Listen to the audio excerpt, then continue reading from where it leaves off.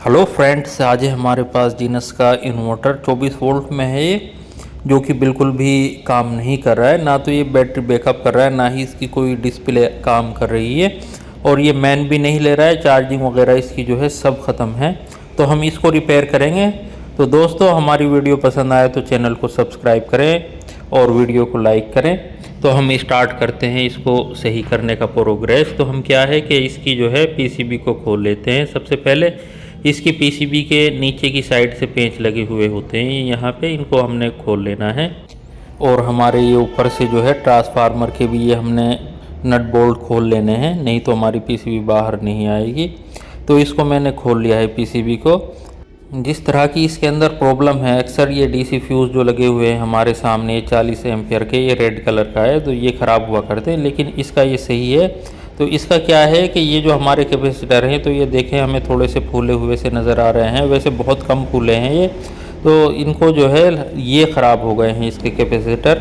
इसमें क्या होता है कि ये जो हमारे जो कैपेसिटर होते हैं, ये इसको चार्जिंग मोड पे जब हमारा इन्वर्टर काम करता है, ये ट्रांसफार्मर हमारा 12 वोल्ट का होता है। तो क्या है कि हमारी जो पीसीबी है वो 12 वोल्ट से कन्वर्ट कर 24 वोल्ट निकालती है चार्जिंग टाइम पे।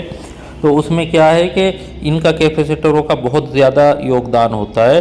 ये मॉसफेट की मदद से 12 वोल्ट से 24 वोल्ट इसके अंदर बना देता है। तो ये कैपेसिटर अगर फेल हो जाए तो इसके अंदर पीसीबी में फॉल्ट होने लगता है।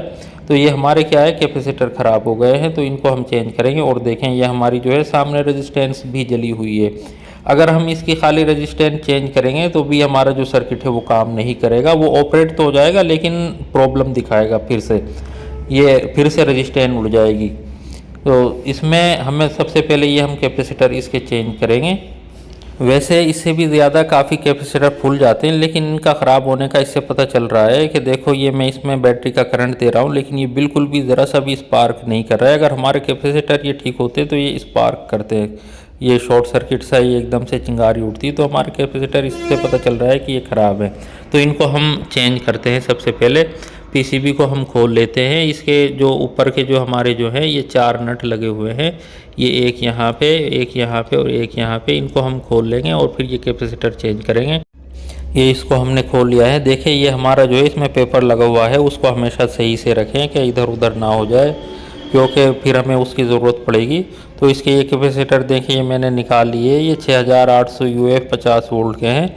और इसकी जगह देखिए इस टाइम मेरे पास ये एक ही कैपेसिटर है। तो ये मैं लगा करके चेक कर रहा हूँ अभी कि हमारी जो है पीसीबी सही काम करेगी या नहीं करेगी। और इसकी जो रेजिस्टेंस है हमने ये बदल दी है। तो मेरे पास क्या है 1 वाट में नहीं है, हाफ वाट में, तो मैंने डबल लगा दी है। और अब मैं इसको ऐसे ही सबसे पहले खुले को ही चेक करूँगा इसी तरह से कि काम कर रहा है या नहीं। तो ये देखिए अब मैं बैटरी का करंट दे रहा हूँ, ये देखिए इसने लोड लिया है एकदम से। तो अब क्या है कि हमारा जो कैपेसिटर हमने नया लगा दिया तो अब ये काम कर रहा है। अब मैं इसकी पीसीबी को वापस फिट कर देखता हूँ कि हमारी काम कर रही है या नहीं। तो ये देखिए मैंने इसको वापस लगा दिया है और अब मैंने इसके अंदर बैटरी का करंट दे दिया है। अब मैं इसको ऑन कर देखता हूँ। तो ये देखिए हमारा जो है इन्वर्टर ऑन हो गया है और हमारी प्रॉब्लम सॉल्व हो गई है।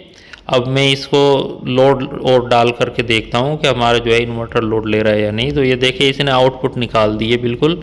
ये चालू बंद मैं कर रहा हूँ तो आउटपुट भी इसकी काम करने लगी है। तो इन्वर्टर हमारा बिल्कुल ओके हो गया है। तो दोनों कैपेसिटर हम इसके लगा देंगे और इसको बंद कर देंगे तो हमारा इन्वर्टर बिल्कुल ओके हो गया है। ओके।